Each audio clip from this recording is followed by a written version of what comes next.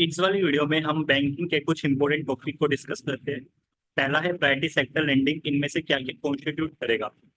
आपके पास लेट से आप बैंक को, आपके पास 100 रुपए है। एक है बिजनेसमैन जो लोन लेने आया है, फार्मर।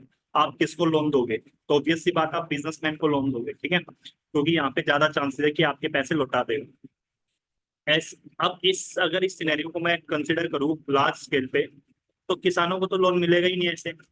तो गवर्नमेंट ने क्या किया 1970s के टाइम पे, 33% कोटा फिक्स कर दिया कि अगर बैंक 100 रुपए दे रहे हैं ना, तो 33% यानी कि 100 का 33%, 33 रुपए जो है ना, वो कुछ प्रायोरिटी सेक्टर को देने पड़ेंगे। जैसे agriculture, MSME, vehicle section, education, startup, renewable energy, इनको देने पड़ेंगे, ठीक है। नई अनाउंसमेंट ये है कि जो 50 करोड़ रुपए तक के लोन है स्टार्टअप में, उनको भी प्रायोरिटी सेक्टर लैंडिंग के अंडर कंसिडर किया जाएगा। अब एलिजिबल कौन कौन है प्रायोरिटी सेक्टर लैंडिंग में? अगर मैं एग्रीकल्चर के अंडर देखूँ तो सबसे पहला है इंडिविजुअल फार्मर, ठीक है। फार्मर ग्रुप्स यानी कि FPO, self help group, cooperative, ये एलिजिबल है पीएसएल के अंडर। एग्रीकल्चर और अलाइड एक्टिविटीज भी कवर्ड है। अलाइड एक्टिविटीज क्या आ जाएगा? जैसे फिशरीज हो गया, ये सारी चीजें। स्कोप जैसे crop loan, purchase of land, agriculture machinery खरीदना है, पोस्ट हार्वेस्ट इंफ्रास्ट्रक्चर में इन्वेस्टमेंट करना है, loan to distressed farmer, indebted to non institutional lender, मतलब कोई किसान है, उसने जमींदारों से लोन ले रखा है, ठीक है, तो उस सिनेरियो में भी उनकी हेल्प करने के लिए। किसान क्रेडिट कार्ड के under loan, loan against negotiable warehousing receipt, ये क्या होता है? इमेजिन सिनेरियो, आप लोगों ने बहुत सारे टोमेटो उगा लिए या पोटैटो उगा लिए, तो आप जाके वो गोडाउन में रखोगे।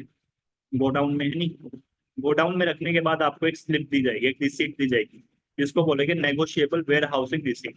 अगर आपको अपने पोटैटो बेचने हैं, तो आप ऐसा नहीं है कि ये पोटैटो लेके हर जगह घूमोगे, आलू लेके हर जगह घूमोगे।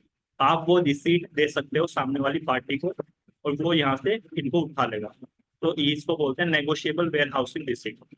सोलर एग्रीकल्चर पंप के लिए लोन जो स्टार्टअप को दिया जाता है 50 करोड़ तक का, उस वो भी आपका एग्रीकल्चर एग्लाइड सेक्टर में इन्वॉल्व हो जाएगा। फूड प्रोसेसिंग इंडस्ट्रीज में 100 करोड़ रुपए तक का लोन भी एग्रीकल्चर के अंदर कवर्ड हो जाएगा। ये कुछ बेसिकली वो है जिनके अंडर लोन दिए जा सकते हैं। अब देखो, भारत में कुछ डोमेस्टिक कमर्शियल बैंक है, बिल्कुल ठीक है, जैसे कोटक महिंद्रा, एचडीएफसी, ये सब। कुछ फॉरेन बैंक है, जैसे सिटी बैंक है नहीं, वो फॉरेन बैंक जिनकी 20 या 20 से ज्यादा ब्रांचेस है, उनका टारगेट जो है ना प्रायोरिटी सेक्टर लेंडिंग का, वो 40% है, जैसे बाकी सबका होता है। इसमें एग्रीकल्चर में 18% जाएगा, माइक्रो एंटरप्राइज में 7.5, विकर सेक्शन को 12%। अगर ये टारगेट नहीं पूरा कर पाए तो क्या होगा? मतलब अगर ओवरऑल कैलकुलेट करोगे तो ये 18 और 12, 30 और 37, 37 हो गया। बाकी का 2.5% अदर सेक्टर्स में, ठीक है, मिसलेनियस होगा। अगर आप ये 40% का टारगेट नहीं कवर कर पाए, तो आपको प्रायोरिटी सेक्टर लेंडिंग सर्टिफिकेट खरीदने पड़ेंगे, या फिर लेट से आप 30% टारगेट ही कवर कर पाए, जो 10% अमाउंट है ना, वो आपको रूरल इंफ्रास्ट्रक्चर डेवलपमेंट फंड में देना पड़ेगा, जिसको बेसिकली मैनेज किया जाता है नाबार्ड के द्वारा। ये रूरल इंफ्रास्ट्रक्चर डेवलपमेंट फंड के लिए यूज होता है। या फिर आपको अपना जो शॉर्टफॉल अमाउंट है वो सिटी बैंक में डिपॉजिट करना पड़ेगा। I hope this is clear to all of you. वो फॉरेन बैंक जिनकी 20 से कम ब्रांचेस है, उसमें ना टारगेट तो 40% ही है, बट एज सच ना जो ये है ना, ये टारगेट है internal target, agriculture, micro enterprise, vicar section, ये नहीं है, ठीक है, एज सच कोई शॉर्टफॉल वाला सीन। आरआरबी में जो टारगेट है, यानी कि अगर 100 रुपए का लोन दे रहा है ना रीजनल रूरल बैंक, तो 75 रुपए प्रायोरिटी सेक्टर को जाने चाहिए। Same goes for small finance bank, ठीक है। और अर्बन कोऑपरेटिव बैंक भी बेसिकली 31 मार्च 2024 से 75% जो लोन है वो किस में देगा? वो इसी में देगा। क्या आज क्या डेट है? आज मुझे डेट मेंशन करो। आप लोगों को मालूम हो, ऑब्वियस ही बात है, 31 मार्च तो क्रॉस कर गया, यानी कि 75% अब अर्बन कोऑपरेटिव बैंक पे भी लागू हो गया। Is that clear to all of you? चलो, ये बाकी का सारा टारगेट सेम है, और ये सारी चीजें सेम है। बस एक चीज देखना है यहाँ पे, एडवांस टू वीकर सेक्शन यहाँ पे 15% है, ठीक है, बाकी सबका सब सेम है, कोई दिक्कत। आई hope this is clear. Now priority sector agriculture है, बिल्कुल ठीक है, MSME, weaker section, all of the above, answer हो जाएगा all of the above. Next है 2022 का क्वेश्चन है, अगर इन्फ्लेशन बहुत ज्यादा है इकोनॉमी में, तो reserve bank of India government securities को बाय करेगा। इन्फ्लेशन ज्यादा है तो इसका मतलब क्या है, यानी कि बहुत ज्यादा पैसा है मार्केट। मनी सप्लाई को क्या करना है, कम करना है, डिक्रीज करना है। डिक्रीज करने के लिए आरबीआई क्या करेगा, आरबीआई जो है ना, आरबीआई जो है इस मनी सप्लाई को कम करना मार्केट में से। तो ऑब्वियस सी बात है आरबीआई बाय करेगा, किस चीज को बाय करेगा, गवर्नमेंट सिक्योरिटी को। ठीक है, क्या करेगा आरबीआई, बाय करेगा या सेल करेगा, बताओ भाई मुझे, बाय करेगा या सेल करेगा। ये आरबीआई सेल करेगा। ठीक है, बाय नहीं करेगा, क्योंकि बाय करेगा तो इससे क्या होगा, बाय करने का मतलब ये हो गया गवर्नमेंट सिक्योरिटी है, आम जनता से अपने पास ले लेगा, आम जनता को पैसे दे देगा। इससे तो और ज्यादा हो जाएगी मनी सप्लाई इकोनॉमी में, गड़बड़ हो जाएगी है नहीं।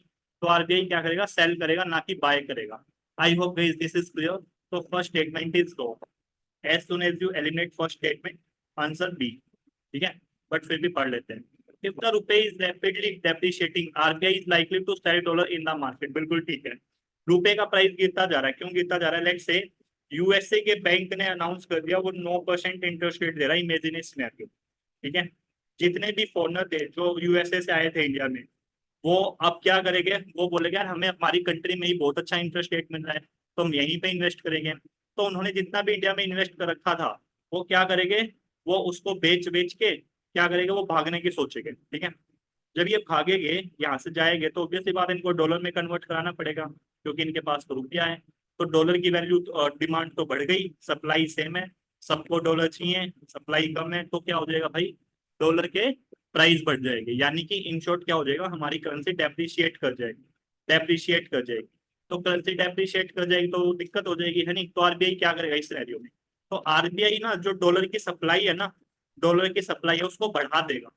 क्यों बढ़ा देगा डॉलर की सप्लाई को, ताकि हमारी करेंसी डेप्रिशिएट ना हो। ठीक है, तो यही बोला हुआ कि आरबीआई लाइकली टू सेल, बिल्कुल सही है, सेल करेगा डॉलर। ठीक है, if interest rate in USA और European union were to fall that is likely to induce RBI to buy dollar. मतलब कि ये बोल रहा है अगर इंटरेस्ट रेट है वहां पे गिर रहे हैं तो आरबीआई डॉलर को बाय करेगा, ऑब्वियस सी बात है। ठीक है, ये अभी हम लोगों ने इस टॉपिक के थ्रू समझा, अगर इंटरेस्ट रेट गिर रहा है तो आरबीआई डॉलर को बाय करेगा। ठीक है, तो आंसर हो जाएगा 2 और 3। I hope guys this is clear to all of you. आप लोग एक्सप्रेशन यहाँ पे पढ़ सकते हैं, ये मैंने एक्सप्रेशन दे रखी है। करेंसी डेप्रिशिएट होगी तो उससे इम्पोर्ट बिल कैसे बढ़ेगा, एप्रिशिएट से क्या होता है, ये सारी चीजें हम लोग लास्ट क्लास में डिस्कस कर चुके हैं। नेक्स्ट, नेक्स्ट है क्रेडिट रेटिंग एजेंसी। इंडिया में क्रेडिट रेटिंग एजेंसी को आरबीआई रेगुलेट करता है, गलत है पहला ही, इजी क्वेश्चन है। इकोनॉमी में ना हम कभी भी एक चीज देखना, और लोग ये वो बहुत कम होता है आंसर। ठीक है, तो इस चीज को आप लोग यूज कर सकते हो। तो इंडिया में क्रेडिट रेटिंग एजेंसी को ना सेबी रेगुलेट करता है, ना कि आरबीआई। फिर भी बाकी के पढ़ लेते हैं। रेटिंग एजेंसीज को पॉपुलरली इकरा, मतलब कि पॉपुलरली नोन एज इकरा पब्लिक लिमिटेड कंपनी है। ब्रिक वॉर्क रेटिंग एक इंडियन क्रेडिट रेटिंग एजेंसी है, पढ़ लेते हैं। रेगुलेटर कौन है भाई क्रेडिट रेटिंग एजेंसी का, सेबी। इकरा जो एक क्रेडिट रेटिंग एजेंसी है जो कि रेट करती है, ये 1991 में बनी थी। आईएफसीआई, एलआईसी, एसबीआई और अदर फाइनेंशियल इंस्टीट्यूशन। तो ऑब्वियसली बात ये एक पब्लिक लिमिटेड कंपनी होगी, right. SBI registered agencies CRISIL, ICRA, cares, मेरा, fintech, brickwork rating. Credit rating क्या करते हैं, बेसिकली जो क्रेडिट वर्दीनेस है बोरोवर की, कि ये बंदा जो लोन ले रहा है ये चुका भी पाएगा या नहीं चुका पाएगा, तो उसको ये रेट करते हैं। ठीक है, इसमें जैसे इंडिविजुअल को भी रेट करते हैं, कॉर्पोरेशन गवर्नमेंट को भी रेट करते हैं नहीं। जैसे गवर्नमेंट को रेटिंग देते हैं ना B+, A+, ऐसे करके है नहीं। जनरली ये बोला जाता है कि जो इंटरनेशनल एजेंसीज है ना, वो इंडिया के अगेंस्ट काम करती है, मतलब कि हमारी जो रेटिंग है ना वो काफी बेकार होती है, जिसकी वजह से हमें जो लोन है ना बाहर से वो काफी महंगा मिलता है। ठीक है, तो जैसे fintech rating, Moody investor, Standard and Poor, ये सारे के सारे कंट्रोल करते हैं approximately 95% of the global rating business. These are the major international agencies जो कि रेट करती है। I hope this is clear now. Next है बैंक बोर्ड ब्यूरो। अभी इसका नाम बदल दिया गया है बैंक बोर्ड ब्यूरो का, आप मुझे कमेंट सेक्शन में बताना क्या नाम है। वैसे तो ये मैं करवा हुआ ही अगली स्लाइड है, बट स्टिल आप लोग ना प्लीज कमेंट कर दिया करो अगर कोई चीज अच्छी लगे तो। रीजन ये है, this is the only motivation. मेरी वीडियोस पे व्यू आ रहे हैं 100, 150, 50। ठीक है, तो थोड़ा सा ना मोटिवेशन चाहिए होता है वो काम करने के लिए, सबको चाहिए होता है, राइट। तो वही बस वही वाली बात है, नथिंग एल्स नाउ। तो पहला है with reference to the Bank Board Bureau, इनमें से कौन सी स्टेटमेंट करेक्ट है? 2019 का है, जो चेयरमैन है पब्लिक सेक्टर बैंक का उसको कौन सेलेक्ट करता है? बैंक बोर्ड ब्यूरो के बारे में पढ़ लेते हैं। क्या ये एक स्टैट्यूटरी बॉडी है? नहीं है भाई, किसी स्टैच्यू के अंडर नहीं बनाई गई, किसी लॉ के अंडर नहीं बनाई गई। इसको 2016 में बनाया गया था आरबीआई की रिकमेंडेशन के बेसिस पे, मतलब कि आरबीआई ने ना एक कमेटी को अपॉइंट किया था, पीजे नायक कमेटी, इसकी रिकमेंडेशन के बेसिस पे बनाया गया था। ठीक है, और ये एक इंद्रधनुष प्लान आया था, इंद्रधनुष प्लान ये उसका पार्ट था। ठीक है, बैंक बोर्ड ब्यूरो। अब ये क्या करता है? ये बेसिकली सिलेक्ट करता है up and appointment board member from various financial institution in public sector. जितने भी पब्लिक सेक्टर है ना, उसके जो बोर्ड मेंबर्स होते हैं, ठीक है, या उसका जो चेयरमैन वगैरह होता है, उनको ये सेलेक्ट करता है। ठीक है, जैसे बैंक का हो गया, इंश्योरेंस कंपनीज का हो गया, और ये ऑल इंडिया फाइनेंशियल इंस्टीट्यूशंस का हो गया, इन सारी चीजों को। और ये मेजर्स को रिकमेंड करता है कि आपको क्या क्या मेजर्स लेने चाहिए कि आपका गवर्नेंस सिस्टम सुधर सके। कैपिटल रेज करने में हेल्प करता है, बैड लोन से डील करने में हेल्प करता है। ठीक है, अपॉइंटमेंट कौन कर किया, कैसे किया जाता है भाई? मतलब कि इसका फंक्शन क्या है बैंक बोर्ड ब्यूरो का? इसका फंक्शन सबसे पहले अपॉइंटमेंट से रिलेटेड, ये रिकमेंड करता है selection of head public sector bank के, इंश्योरेंस के, एआईएफआई के, इन सब के जो बेसिकली हेड है ना, यानी कि चेयरमैन है, उनका नाम रिकमेंड करता है। ठीक है, और जो ये रिकमेंडेशन है, make recommendation for the whole time director also non executive chairperson of public sector bank and state on financial institution. ये आप लोग पढ़ सकते हैं। ठीक है, ये पीजे नायक कमेटी के बेसिस पे मैं ये बता चुका हूँ। लेकिन जो फाइनल डिसीजन है ना अपॉइंटमेंट का, वो मिनिस्ट्री ऑफ फाइनेंस करती है, पीएमओ ऑफिस के साथ कंसल्ट करके, आप लोग को याद रखना है। रिसेंटली क्या हुआ था, मतलब कि बेसिकली डीबी एक वो थी, एक बॉडी थी, फाइनेंस से रिलेटेड थी, आई थिंक इंश्योरेंस से रिलेटेड थी। ठीक है, इंश्योरेंस से रिलेटेड इंस्टीट्यूशन है, वहाँ का जो डायरेक्टर था ना, वहाँ का जो डायरेक्टर था, उस वो डायरेक्टर को छोड़ के, मतलब कि वहाँ का एक चेयरमैन था, ऐसे समझो चेयरमैन था। ठीक है, चेयरमैन की एज अच्छी खासी थी, इस चेयरमैन को छोड़ के किसी दूसरे बंदे को जो इससे छोटा था, उसको डायरेक्टर बना दिया गया। बाद में इसको इस डिसीजन को चैलेंज किया गया दिल्ली हाई कोर्ट में। तो दिल्ली हाई कोर्ट ने बोला कि तुम्हारे पास ऐसे अथॉरिटी नहीं है, बैंक बोर्ड ब्यूरो को बोला ऐसे अथॉरिटी नहीं है। फिर बाद में गवर्नमेंट ने क्या कर दिया, इसका नाम बदल के FSIB कर दिया। ठीक है, तो कैबिनेट अपॉइंटमेंट कमेटी ने जो फाइनेंशियल सर्विसेज इंस्टीट्यूशन ब्यूरो है, इसकी एस्टेब्लिशमेंट को अप्रूव कर लिया, जो कि रिप्लेस कर देगा बैंक बोर्ड ब्यूरो को, बैंक बोर्ड ब्यूरो को। ये इनिशिएटिव प्रपोज किया गया था department of financial services, ministry of finance के द्वारा। बाकी सब सेम है, बस इसका नाम बदल दिया गया, नथिंग एल्स। भानु प्रताप शर्मा को, जो कि फॉर्मर चेयरमैन थे बैंक बोर्ड ब्यूरो के, उनको अपॉइंट किया गया है इनिशियल चेयरमैन 2 सालों के लिए। ठीक है, तो ये आप लोग को याद रखना। तो चलिए स्टार्ट करते हैं। Governor of RBI is the chairman of BPB. गलत भाई, बीबीबी रिकमेंड, हाँ रिकमेंड करता है head of the public sector bank, बिल्कुल ठीक है। जैसे पहला गलत है, गलत है, गलत है, तो आंसर वैसे ही आ गया। बीबी हेल्प करता है भाई, हेल्प करा है, रिकमेंड करा है, काफी इजी टर्म्स होते हैं, राइट? तो इनको आप लोग गलत नहीं बना सकते, तो ये चीजें गलत ठीक हो जाएगी, आंसर हो जाएगा बी। चेयरमैन जो है पब्लिक सेक्टर बैंक का, सेलेक्ट के कौन किया जाता है या रिकमेंड कौन करता है? बैंक बोर्ड को। फाइनल सिलेक्शन कौन करता है? मिनिस्ट्री ऑफ फाइनेंस, किसके साथ कंसल्ट करके? पीएमओ के साथ। आई होप दिस इज क्लियर। इनमें से कौन सा रिस्पॉन्सिबल है प्राइस स्टेबिलिटी को मेंटेन करने के लिए, इन्फ्लेशन को कंट्रोल करने के लिए? काफी इजी क्वेश्चन है, आरबीआई बहुत इजी क्वेश्चन है नहीं? आरबीआई बेसिकली क्या करता है, आरबीआई ही मेंटेन करता है प्राइस स्टेबिलिटी और ये सारी चीजें, आप लोगों को मालूम होगा, राइट? इन्फ्लेशन को कंट्रोल करना, इंटरेस्ट रेट को एडजस्ट करना, reserve ratios, open market operation conduct करना, कुछ मॉनेटरी जो इंस्ट्रूमेंट है as per RBI act 1934, repo rate, reverse repo rate, cash ratio, statutory liquidity ratio, liquidity adjustment facility, marginal standing facility, bank rate और market stabilisation scheme. Next question है, इनमें से कौन सा मॉनेटरी पॉलिसी का component है? काफी इजी क्वेश्चन है। Bank rate, open market operation, ये दोनों तो फिस्कल पॉलिसी से रिलेटेड है। पब्लिक डेट और ये कट जाएगा आपका, पब्लिक फाइनेंस से रिलेटेड है, सॉरी, तो आंसर हो जाएगा सी ओनली। ये काफी इजी क्वेश्चन है। 2021 का क्वेश्चन है, जो गवर्नर है आरबीआई का, उसको सेंट्रल गवर्नमेंट अपॉइंट करते, बिल्कुल ठीक है।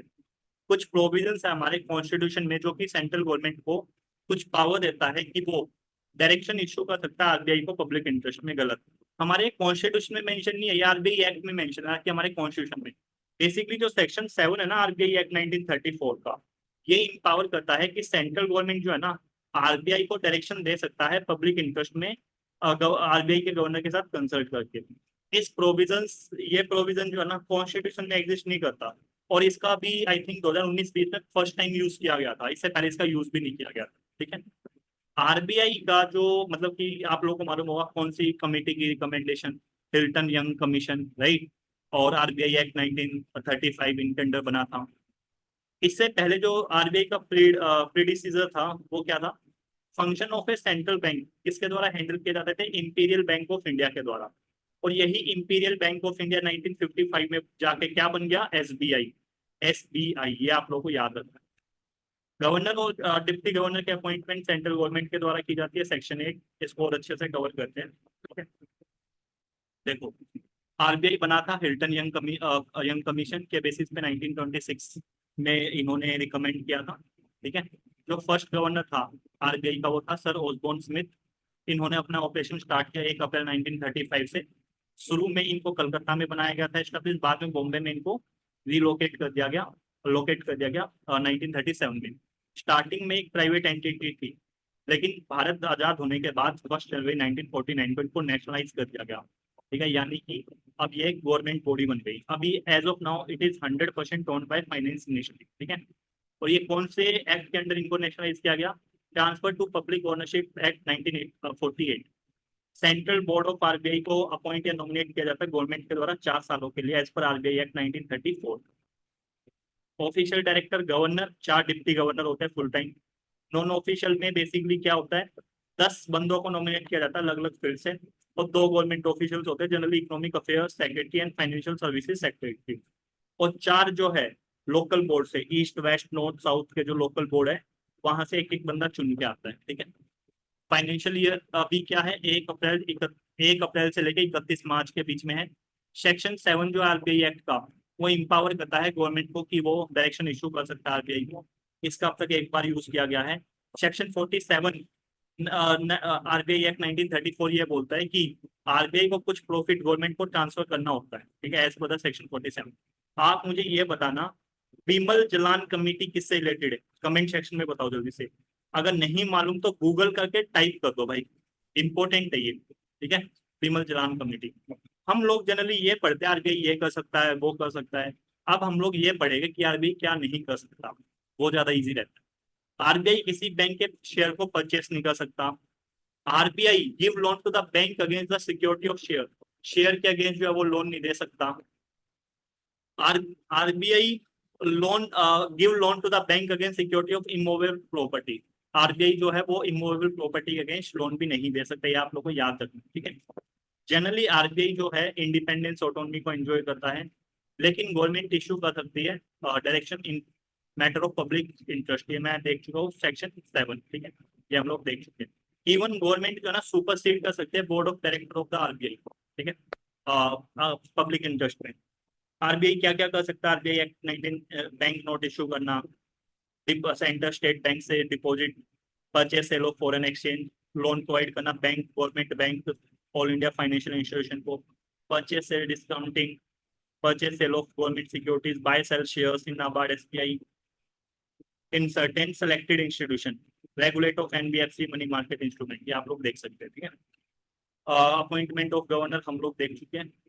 ये आप लोग री अपॉइंटमेंट क्या है, एलिजिबल री अपॉइंटमेंट के लिए देख लेना। क्वालिफिकेशन क्या है, no specific qualification required as per RBI act. जैसे एग्जांपल के तौर पे जो क्या नाम है उसका, शांति कांता दास, ऐसे ही नाम है ना, हाँ, उनको बनाया गया था, वो पहले का आईएएस ऑफिसर थे। तो ऐसा कोई क्वालिफिकेशन नहीं, इनको रिमूव किया जा सकता है गवर्नमेंट के द्वारा, क्योंकि गवर्नमेंट इनको वो करता है। इनके अपॉइंटमेंट का जो नाम है वो प्रपोज किया जाता है financial sector regulatory appointment search committee के द्वारा, जिसको बेसिकली हेड किया जाता है कैबिनेट सेक्रेटरी के द्वारा। ठीक है, चलो, I hope this is clear to all of you. Governor of RBI draw his powers from the RBI act, बिल्कुल ठीक है भाई, आरबीआई एक्ट 1934 से। तो आंसर क्या हो जाएगा, 1 and 3 सी। नेक्स्ट है, reserve bank of India regulate commercial bank in matters of all of the above, liquidity of asset, branch expansion, merger of bank, winding up of bank, तो obvious सी बात है, right. चलो आगे बढ़े।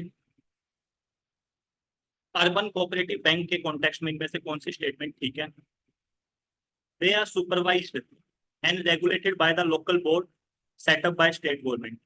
ठीक है भाई, मतलब ये बोल रहा है इनको सुपरवाइज और रेगुलेट किया जाता है लोकल बोर्ड के द्वारा, जो कि स्टेट गवर्नमेंट के द्वारा सेटअप किए जाते हैं। ओके, चलो देखते हैं। ये इशू मतलब they can issue equity share, preference share. इनको बैंकिंग रेगुलेशन एक्ट के अंडर लाया गया 1949 अमेंडमेंट के थ्रू। ठीक है, 2022 के नोटिफिकेशन के according urban cooperative bank capital को रेज कर सकते हैं इक्विटी शेयर्स के थ्रू, मतलब कि equity shares, preference shares, debt instrument. ठीक है, ये मैं आप लोग को जब शेयर मार्केट वगैरह थोड़ा करा हुआ ना, वहाँ पे समझा दूंगा what is equity, what is preference, debt instrument, हम लोग करेंगे वैसे भी। ठीक है, नाउ अर्बन कोऑपरेटिव बैंक को रजिस्टर किया जाता है as a cooperative society under state cooperative society act या फिर multi state cooperative society act. अगर वो एक ही स्टेट में है, अगर वो एक ही स्टेट में है, ठीक है, तो उसको स्टेट कोऑपरेटिव सोसाइटी, अगर वो दो स्टेट में पड़ती है तो फिर multi state cooperative society act के द्वारा। Administration is regulated by registrar of cooperative societies. Banking function regulate किया जाता है आरबीआई के द्वारा अंडर बैंकिंग रेगुलेशन एक्ट। हाँ, ये एक वर्ड याद रखना भाई, ये इंपॉर्टेंट है, ये वाला वर्ड याद रखना, मोस्ट इंपॉर्टेंट है। जैसे प्रॉम्प्ट करेक्टिव एक्शन होता है ना, कि अगर कोई बैंक अच्छे से काम ना करे तो आरबीआई उसको प्रॉम्प्ट करेक्टिव एक्शन के अंडर डाल देता है, पीसीए के अंडर, फिर वो लैंडिंग एक्टिविटीज में इन्वॉल्व नहीं हो सकता, मतलब काफी सारी रेस्ट्रिक्शंस आ जाती है। ऐसे ही अर्बन कोऑपरेटिव बैंक के लिए जो रेस्ट्रिक्शंस वाला प्रोविजन है ना, वो है सुपरवाइजरी एक्शन फ्रेमवर्क। ठीक है, ये आप लोगों को याद रखना, ये आप लोगों को याद रखना। अब बैंकिंग रेगुलेशन एक्ट आया था 2020 में, इसके अंतर्गत क्या किया गया, आरबीआई को पावर दे दी गई कि वो कोऑपरेटिव बैंक के बोर्ड को सुपरसीड कर सकता है 5 सालों के लिए।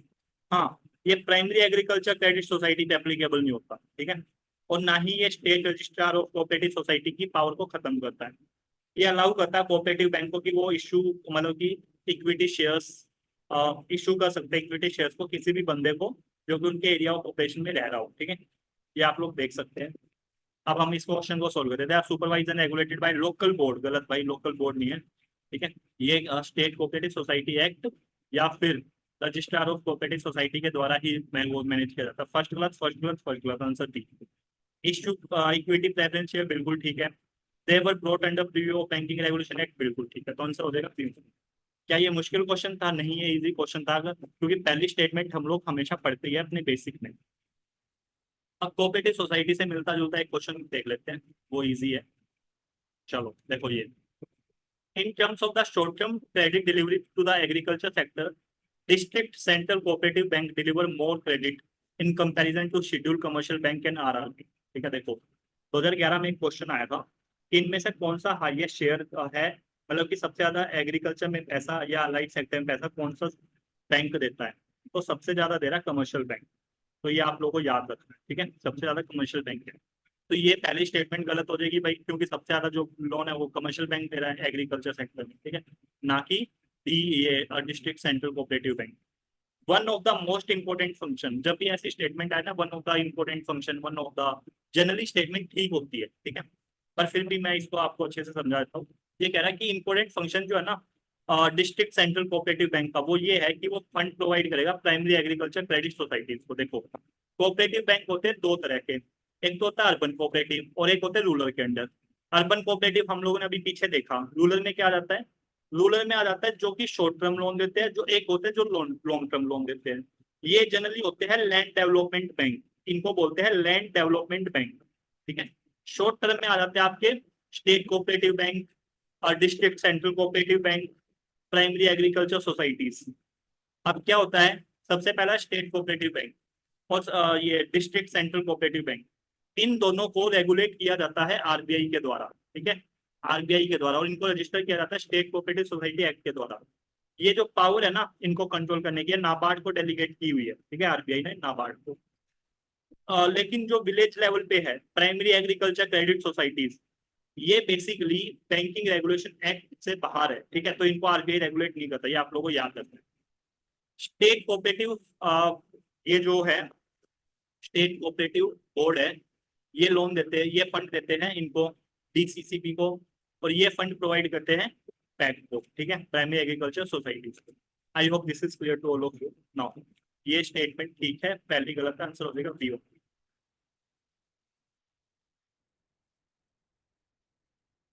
Next, in the central bank is function as a lender of the last resort, इसका मतलब क्या है? देखो आरबीआई के काफी सारे फंक्शन होते हैं, आप लोग पढ़ सकते हो ये।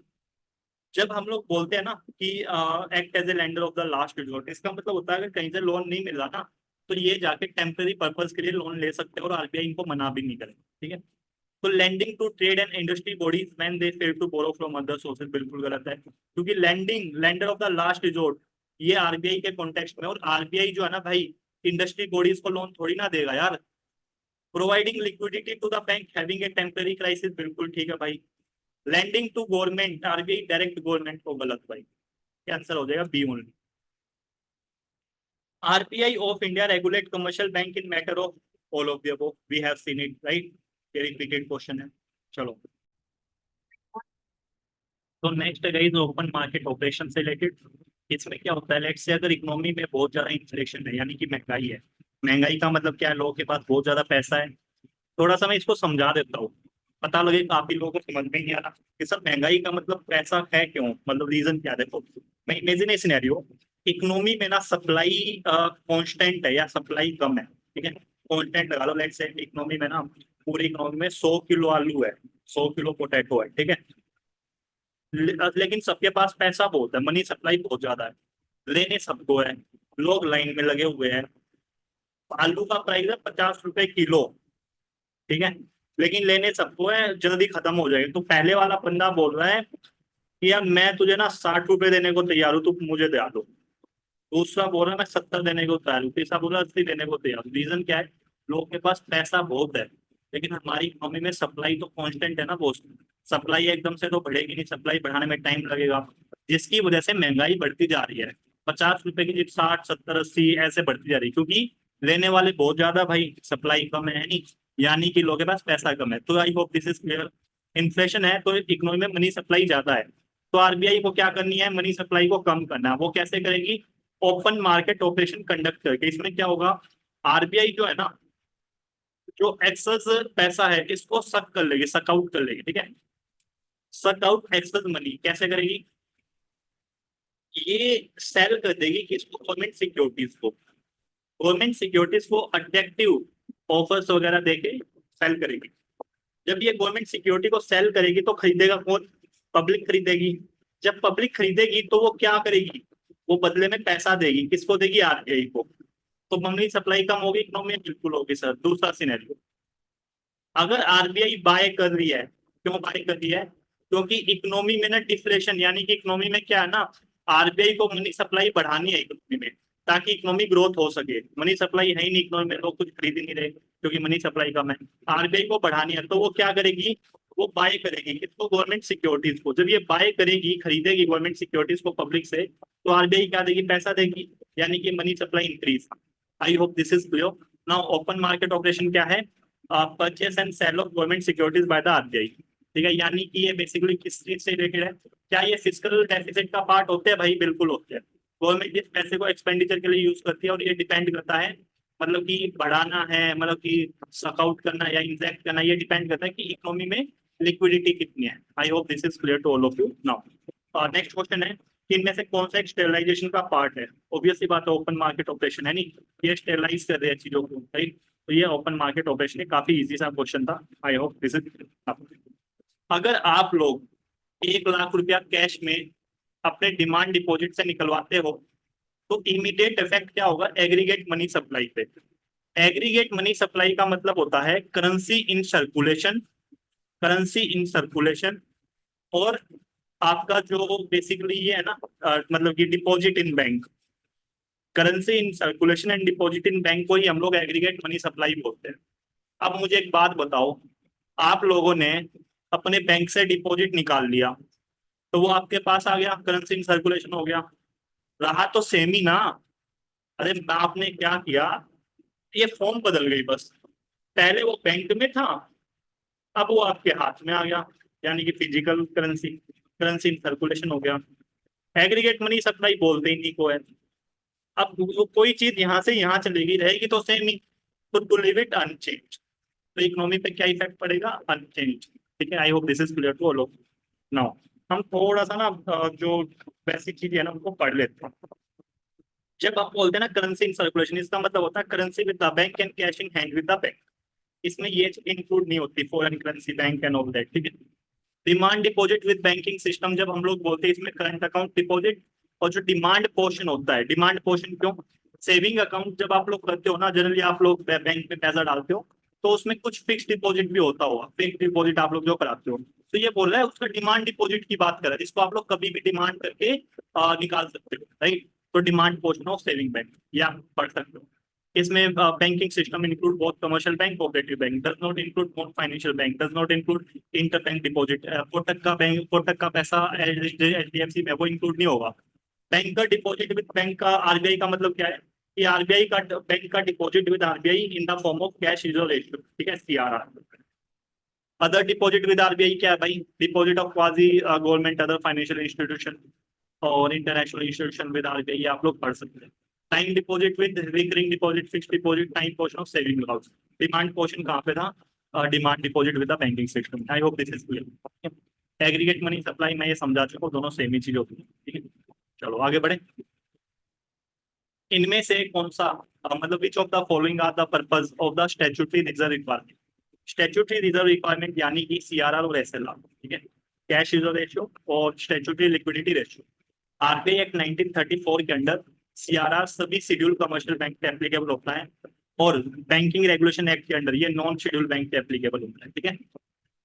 ये क्या होता है सीआरआर, लेट से बैंक के पास 100 रुपया आया, इस 100 रुपए में से ना कुछ पोर्शन यानी कि 4%, लेट से 4% कितना हो गया, 4 रुपए।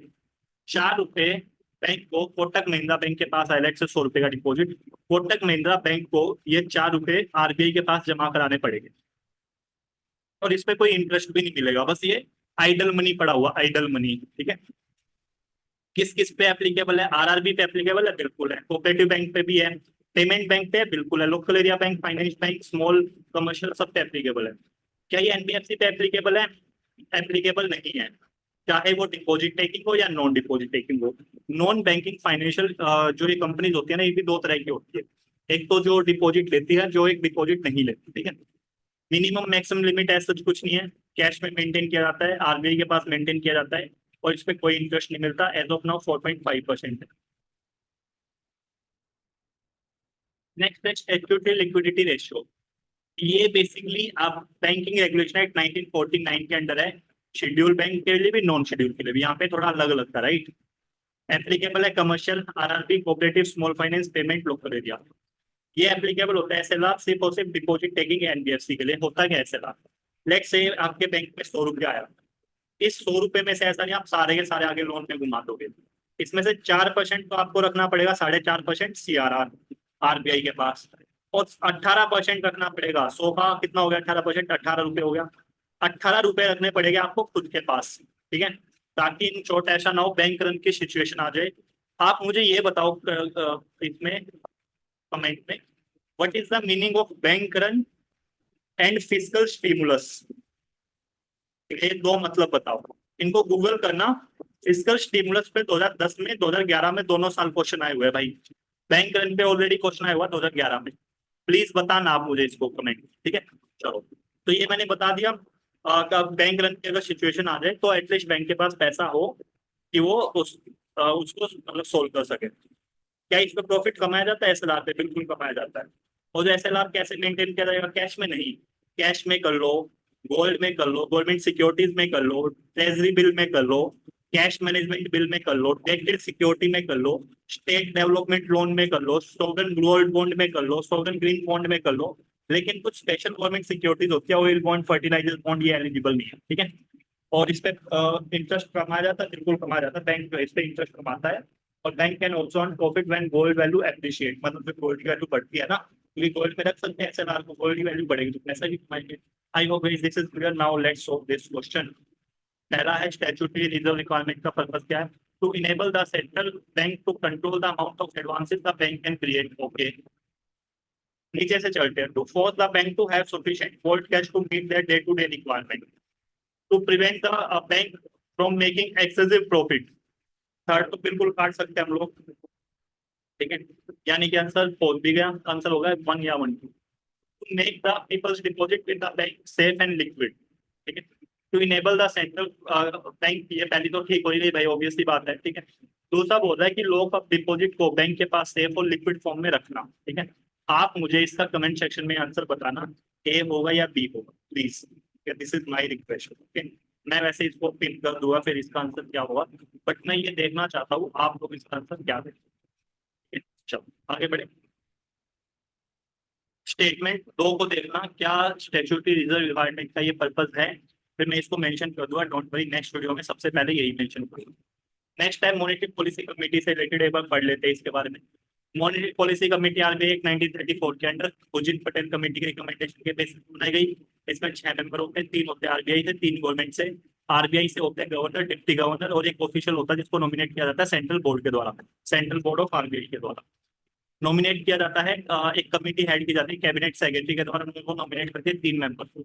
इनका टेन्योर 4 साल का होता है, ये रीअपॉइंटमेंट के लिए एलिजिबल नहीं होते।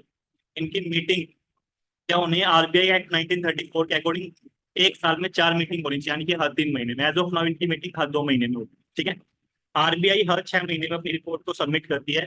अगर आरबीआई इन्फ्लेशन को +-2 की रेंज में, मतलब कि अगर नहीं 3 कॉन्जिक्यूटिव क्वार्टर तक नहीं रख पाती, +-4 सॉरी +-4 की रेंज में, तो इसको क्या करना पड़ेगा आरबीआई को, आरबीआई को एक रिपोर्ट सबमिट करनी है गवर्नमेंट को कि वो क्यों नहीं इन्फ्लेशन को कंट्रोल कर पाई, ठीक है। +-4 की रेंज कितना हो गया, आप -2 करोगे तो 2% तक चला जाएगा, +2 करोगे तो 6%, यानी कि 2 से लेकर 6% की रेंज में इन्फ्लेशन को कंट्रोल करते रहना चाहिए, क्योंकि इन्फ्लेशन जरूरी भी होता है। इन्फ्लेशन एक साइन होता है कि इकोनॉमी ग्रोथ कर रही है, ठीक है, ओके। 3 कॉन्जिक्यूटिव क्वार्टर का मतलब क्या है, 9 महीने। आई hope this is clear. It decide the benchmark interest rate, बिल्कुल ठीक है। बेसिकली मॉनेटरी पॉलिसी कमेटी जो है ना रेपो रेट को डिसाइड करती है, उसके बाद सारे रेट इससे लिंक्ड होते हैं। जैसे मैं बोलूँ रिवर्स रेपो क्या होगा, रेपो रेट प्लस में 0.75, एमएसएफ क्या होगा, रेपो रेट प्लस में 0. मतलब कि 1 हो गया, 1%, ऐसे करके। तो सारे के सारे रेट ना एक से लिंक होते हैं रेपो रेट से।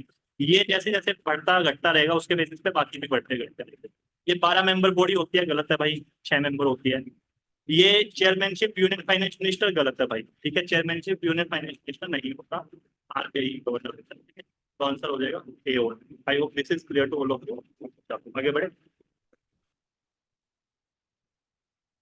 इनमें से कौन सा आरबीआई, मतलब कि the RBI decided to adopt expansionist monetary policy, मतलब कि उसको पैसा बढ़ाना है, इनमें से वो कौन सा नहीं करेगी, ठीक है।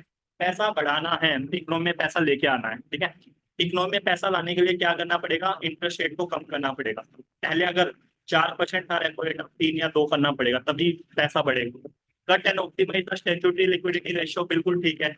18% से अगर इन्होंने 16-17 कर दिया कुछ, तो ऑब्वियसली बात है बैंकों के पास ज्यादा पैसा होगा पैसे देने के लिए, तो इससे बढ़ेगा, ठीक है। ये पूरा नहीं करेगा काम। इंक्रीज द एमएसएफ, एमएसएफ क्या होता है, एमएसएफ भी कुछ नहीं होता बेसिकली। जब इनको बेसिकली लेट से कोटक महिंद्रा बैंक को लोन लेना है, लेकिन इसके पास गिरवी रखने के लिए कुछ है ही नहीं, तो ये अपनी एसएलआर सिक्योरिटी जो है ना, एसएलआर सिक्योरिटी जो है, उनको गिरवी रख के ओवरनाइट के लिए पैसा ले सकता है, उसी को एमएसएफ बोलते हैं, मार्जिनल स्टैंडिंग फैसिलिटी रेट, ठीक है, उसी को एमएसएफ बोलते हैं। तो अगर एमएसएफ को इंक्रीज कर दिया तो गड़बड़ हो जाएगी, ये तो काम नहीं करेगा। अगर एमएसएफ को इंक्रीज करने का मतलब क्या होगा ना, महंगा लोन मिल रहा हमें तो मतलब कि बेसिकली इकोनॉमी में बढ़ाना है, तो अगर एमएसएफ महंगा होगा तो क्यों ही लेंगे। दूसरा गलत, दूसरा गलत, दूसरा गलत, दूसरा गलत, आंसर आ गया C. Cut the bank rate and repo rate, बिल्कुल ठीक है, बैंक रेट और रेपो रेट को घटाना पड़ेगा, तभी है वो आएगा, ठीक है। अब मेरी बात सुनो ध्यान से। बैंक रेट क्या होता है, बैंक रेट बेसिकली पहले आरबीआई यूज करती थी लॉन्ग टर्म बोरोइंग के लिए, ठीक है, बैंक को देने के लिए। As of now bank rate का यूज किया जाता है पेनल्टी देने के लिए, पेनल्टी देने के लिए, ठीक है। अब मैं एक बात बताऊं, अगर मैं बैंक रेट की जो एक्चुअल डेफिनेशन है कि अब ये पेनल्टी रेट के तौर पर यूज किया जाता है, अगर कोई बैंक फुलफिल नहीं कर पा रहा कंडीशन, तो ये स्टेटमेंट गलत हो जाएगी, क्योंकि कट द बैंक रेट का मतलब क्या हो गया, तुम पेनल्टी रेट को घटा रहे हो, पेनल्टी रेट को तुम लोग घटा रहे हो, ठीक है। तो ये वाली चीज अगर इसके हिसाब से आंसर दोगे ना, तो ये स्टेटमेंट गलत हो जाएगी। तो इसीलिए जहां पे बैंक रेट मिले ना, आप उसको नॉर्मल कंसिडर कर। आई होप दिस इज क्लियर, तभी ये स्टेटमेंट ठीक है। अगर पेनल्टी रेट के रूप में देखो तो स्टेटमेंट गलत हो जाएगी। तो आंसर इसका 1 और 3 है। बैंक रेट 2013 में भी क्वेश्चन था, आई थिंक 2012 में, तो मैं इसीलिए बता दूंगी। तो बैंक रेट जब भी आए नॉर्मल रेट कंसिडर करके आंसर देना, ठीक मिलेगा, ओके। चलो, एक्सपेंशनरी मॉनेटरी पॉलिसी बता दिया। कॉन्ट्रैक्शनरी में क्या होता है, आरबीआई मनी सप्लाई को कंट्रोल करना चाहता है, तो वो इंटरेस्ट रेट को हाई करता है, ठीक है। चलो, ये हम लोग कर चुके हैं। नेक्स्ट, इनमें से कौन सा डायरेक्ट क्रेडिट देता है रूरल हाउस होल्ड को? आरआरबी डायरेक्ट, बिल्कुल। नाबार्ड डायरेक्ट देता नहीं। लैंड डेवलपमेंट बैंक नहीं। आंसर क्या हो जाएगा भाई इसका? लैंड डेवलप, नाबार्ड नहीं देता, सॉरी नाबार्ड नहीं देता। दो गया, दो गया, दो गया। आंसर हो जाएगा सी, लैंड डेवलपमेंट देते हैं। लैंड डेवलपमेंट बैंक जो है वो देते हैं, ठीक है, लॉन्ग टर्म लोन देते हैं रूरल एरिया में। जैसे जब हम लोग ये करे था, ये वाला मैंने बताया था ना, लॉन्ग टर्म, इन्हीं को लैंड डेवलपमेंट बैंक बोलते हैं, ठीक है। तो इन्हीं को डिस्कस करते हैं। लैंड डेवलपमेंट क्या है, इन्हीं को बोलते हैं। मैंने बता दिया इनकी डेफिनेशन, इनको सर्च करा ना, काफी लंबी सी इनकी वो दे रखी है भाई, मैंने किया था, ठीक है। ये लॉन्ग टर्म लोन के लिए है रूरल एरियाज में। ये डिपॉजिट नहीं रहते पब्लिक के, ये डिबेंचर को इशू करते हैं जो कि नाबार्ड के द्वारा सब्सक्राइब किए जाते हैं, काइंड ऑफ शेयर। और ये फर्स्ट डेवलपमेंट बैंक जो 1920 में जहांग में बना था, पंजाब में। इनको स्टार्टिंग में लैंड मॉर्गेज बैंक भी बोलते थे, ठीक है। आरआरबी क्या है? Regional rural bank. इसको नरसिम्हा वर्किंग ग्रुप ने रिकमेंड किया था। और रीजनल रूरल बैंक के अंदर इसको बेसिकली बनाया गया था 1976 में। आरबीआई इसको रेगुलेट करता, सुपरवाइज किया जाता नाबार्ड के द्वारा। 50% ओनरशिप सेंटर की है, 35% एक स्पॉन्सर बैंक है, 15% स्टेट की है। क्या इसकी ब्रांच सिर्फ रूरल एरिया में होगी? नहीं, नॉट नेसेसरी। नाबार्ड 1982 में आया था, हेडक्वार्टर बॉम्बे में। नाबार्ड एक्ट 1981 के अंडर पी शिवारमन कमेटी की रिकमेंडेशन के बेसिस पे इसको बनाया गया था। 100% गवर्नमेंट की इसमें ओनरशिप है। नाबार्ड लोन देता है बैंक को, एनबीएफसी को। नाबार्ड कभी भी डायरेक्टली लोन नहीं देता लोगों को, ये रीफाइनेंस का काम करता है, ठीक है। I hope this is clear. Service area approach implement की गई है under the review of lead bank scheme आई थी। इसमें क्या किया गया? गडगिल स्टडी ग्रुप ने रिकमेंड किया था एरिया अप्रोच, ताकि जो रूरल एरियाज है ना उसमें भी बैंकिंग फैसिलिटी को इम्प्रूव किया जा सके। तो 1969 में आरबीआई ने एक लीड बैंक स्कीम को लॉन्च किया गया। आरबीआई तब से इसको लीड बैंक स्कीम को मॉनिटर कर रहा है, एडमिनिस्टर कर रहा है, ठीक है। इसमें क्या किया जाता है? बेसिकली आरबीआई डेजिग्नेट करेगा एक लीड बैंक को, एक पर्टिकुलर बैंक होगा हर एक डिस्ट्रिक्ट के लिए। उसमें रूरल अर्बन सब कुछ कवर होगा उस बैंक के अंडर, ठीक है। अब उस बैंक की ये रिस्पॉन्सिबिलिटी होगी, जो ये लीड बैंक है ना, कोई भी हो सकता है, कोटक महिंद्रा, एसबीआई, या फिर यूनियन बैंक, कुछ कोई भी हो सकता है, ठीक है। तो ये सारी की सारी एक्टिविटीज को कोऑर्डिनेट करेगा। जैसे वहाँ पे प्रायोरिटी एरियाज को क्रेडिट बढ़ाया जा सके, डेवलपमेंट की जा सके उस डिस्ट्रिक्ट की, उस सेंस, ठीक है। एंड क्या कोई private sector bank lead bank scheme का पार्ट हो सकता है? बिल्कुल हो सकता है सर। ये किस चीज के लिए था? जहां पे अब तक बैंक नहीं पहुंचे हैं, क्योंकि 1969 की स्कीम है, वहां तक सब हर जगह बैंक नहीं थे। आज के टाइम पे तो हर जगह है, ये जो उस टाइम की स्कीम है। तो 1989 में एक सर्विस एरिया अप्रोच भी आई थी। इसमें क्या बोला गया? ईच ब्रांच इन रूरल और semi urban area designate to serve 15 से 25 विलेज। यानी कि जो भी ब्रांच है ना हर एक रूरल एरिया में, उनको बोला गया 15 से 25 गाँव को सर्व कीजिए। ऐसा होता था पहले, 4-5 गाँवों का मिलके एक छोटा सा ब्रांच होती थी बैंक की, यानी लोगों को जाना पड़ता था उधर। तो ये वही है। तो सर्विस एरिया अप्रोच किसके अंडर इंप्लीमेंट की गई थी? स्टेट बैंक की। ये 1969 में बैंक नेशनलाइज हुआ। उसके बाद इसी टाइप पे लीड बैंक स्कीम आई। 1974 में प्राइवेट सेक्टर बैंकिंग स्टार्टिंग में 33% था, बाद में 40% कर दिया। 19 इसके बाद 1976 में क्या हुआ? 1976 में वो आरआरबी, रीजनल रूरल बैंक। 1982 में क्या हुआ? 1982 में हुआ नाबार्ड एस्टैब्लिश। 1992 में क्या हुआ? Self help group bank linkage programme आया, किसकी हेल्प से? नाबार्ड की हेल्प से। ये आपका क्वेश्चन है 2023 का, प्रीलिम्स का। 2005 में ज्वाइंट लाइबिलिटी ग्रुप आई है थी नाबार्ड की हेल्प से। 2006 में बैंकिंग कोरेस्पोंडेंट आया, जिसको बैंक साथी बोलते हैं। ये आपका previous year question I think 2016 का, ठीक है। 2013 में डायरेक्ट बेनिफिट ट्रांसफर आया। 2014 में प्रधानमंत्री जन धन योजना आया, ये आपका क्वेश्चन है 2014 का।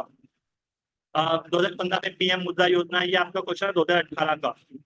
2016 में स्टैंड अप इंडिया स्कीम आई, ये आपका क्वेश्चन है 2000 आई थिंक 16 या 17 में पूछा था स्टैंड अप इंडिया।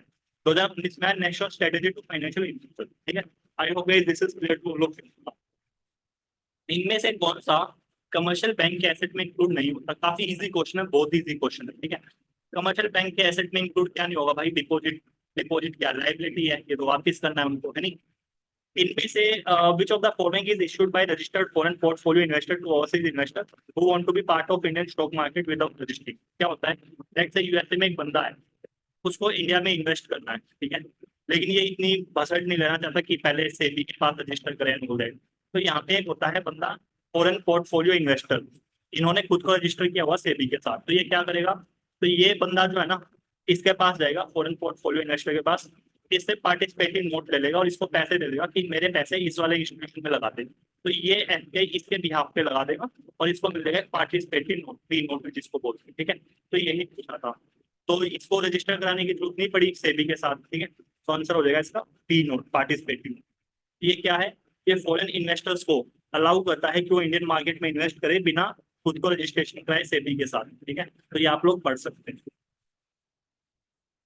ओके, सो ये वाला क्वेश्चन गाइस, जो ये है ना बेसल नॉर्म वगैरह के, ये मैं अगली वीडियो में कराऊंगा। नेक्स्ट लीगल टेंडर से रिलेटेड। लीगल टेंडर क्या होता है भाई? देखो ध्यान से समझो। टाइप ऑफ मनी, पहला होता है फुल बॉडीड मनी, यानी कि मनी जिसकी कमोडिटी वैल्यू इक्वल है मनी वैल्यू के। एग्जांपल के तौर पे सिल्वर कॉपन जो है इन कॉइन में, उनकी वैल्यू फेस वैल्यू के इक्वल होते हैं। जैसे गोल्ड कॉइन हो गया, उसकी वैल्यू भी फेस वैल्यू के equal, kind of that. Token money क्या होता है? मनी जिनकी मनी वैल्यू ज्यादा है as compare to commodity value. Example के तौर पे 2000 रुपए का नोट है, दूसरी कंट्री में जाके देखो तो ये कागज का टुकड़ा ही तो है ना। गोल्ड है, गोल्ड की कोई वैल्यू है, किसी भी कंट्री में चले जाओ, गोल्ड की वैल्यू तो है ना भाई, सेम वैल्यू रहेगी ना कहीं पे भी चले जाओ, राइट। क्योंकि ये अपनी वैल्यू को डिराइव करता है। 2000 रुपए का नोट डिराइव नहीं कर रहा है, यहाँ पे गवर्नमेंट ने डिसाइड कर दिया ये लीगल टेंडर है, इसीलिए वो उसकी वैल्यू है। अदरवाइज उसको एक कागज का टुकड़ा, nothing else, right. Representative full bodied money, ये क्या है? ये टाइप ऑफ टोकन मनी है जो कि इशू किया जाता है against the banking of equivalent value of Boolean with the issuing authority. मतलब कि क्या होता है कि आरबीआई, मतलब फॉर एग्जांपल आरबीआई पैसे इशू कर रहा है, ठीक है, एज पर आरबीआई। मतलब कि अभी तो क्या है ना, उनके पास सिर्फ 200 करोड़ रुपया है, इसके बेसिस पे वो अनलिमिटेड रुपए प्रिंट कर सकते हैं। पहले के टाइम पे क्या होता था कि लेट्स से आप 200 रुपए का नोट प्रिंट कर रहे हो, तो आपके बैक एंड में 200 रुपए की वैल्यू की कोई चीज होनी चाहिए, ताकि लोग कल को आगे वापस करें तो उनको कुछ वर्थ इट मिले 200 रुपए की वैल्यू। इसीलिए आपके नोट पे लिखा होता, मैं धारक को 500 रुपए अदा करने का वादा करता हूँ। यानी कि कल को अगर कोई भी नहीं लेगा तो आप आरबीआई के पास जाके 500 वर्थ रुपीज की उसकी वैल्यू ले सकते हो, right. Legal tender.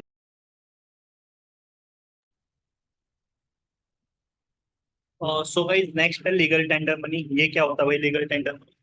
Legal tender money का सिंपल सा मतलब आप लोग ऐसे समझ लो कि लेट से आप लोगों ने कहीं पे जाके चाय पी, चाय नहीं, आपने उसको चेक काट के दे दिया, क्या वो बंदा अंडर कंपल्शन है कि वो आपका चेक एक्सेप्ट करे? नहीं, ठीक है। So this is not legal tender. Legal tender basically ये हो जाता है कि जब आपका ट्रांजेक्शन कंप्लीट हो जाए ना, मैं क्या बोल रहा हूँ, ट्रांजेक्शन कंप्लीट हो जाए, इसका मतलब क्या है? इसका बेसिक पर्पज है, एग्जाम्पल के तौर पे आपने एक रिक्शा हायर की, कहीं पे आपको जाना हुआ, रिक्शा हायर की। जब आपने रिक्शा हायर की, जाने के बाद, रिक्शा हायर करने के बाद जब आप लोग जा रहे हो कहीं पे, तो आपने क्या किया, आप उनको बोल रहे हो कि 500 रुपए, पहले रिक्शा वाले ने बोल दिया मेरे पास 500 रुपए का खुला नहीं है, तो क्या रिक्शा वाले के अंडर कंपल्शन है?